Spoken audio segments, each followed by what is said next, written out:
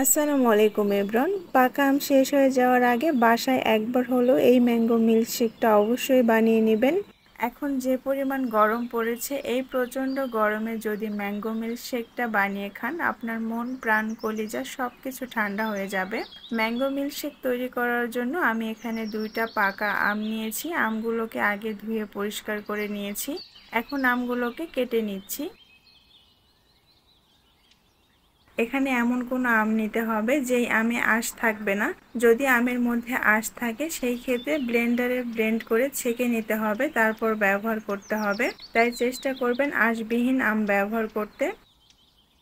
এখন এই আমগুলো ব্লেন্ডারের জারের মধ্যে দিয়ে দিচ্ছি।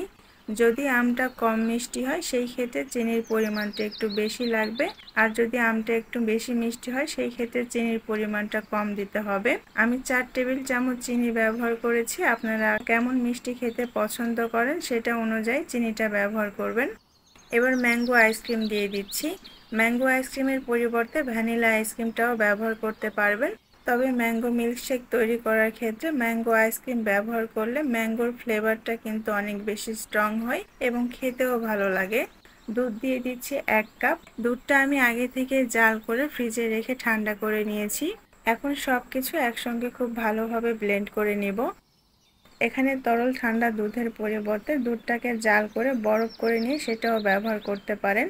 তবে আইস কিউব ব্যবহার না করাই ভালো, সেই ক্ষেত্রে ম্যাঙ্গো মিল্কশেকটা খেতে অনেক বেশি ভালো লাগবে। এবার কিছু ম্যাঙ্গো কিউব এবং কাঠবাদাম কুচি দিয়ে গার্নিশ করে দিচ্ছি। এটা অপশনাল, চাইলে স্কিপ করতে পারেন, তবে এভাবে গার্নিশ করলে দেখতে অনেক বেশি সুন্দর লাগে।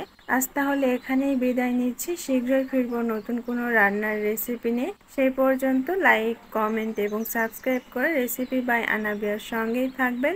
নতুন ভিডিওর আপডেট পেতে পাশে থাকা বেল বাটনটি ক্লিক করে রাখবেন। দেখা হবে পরের ভিডিওতে। আল্লাহ হাফেজ।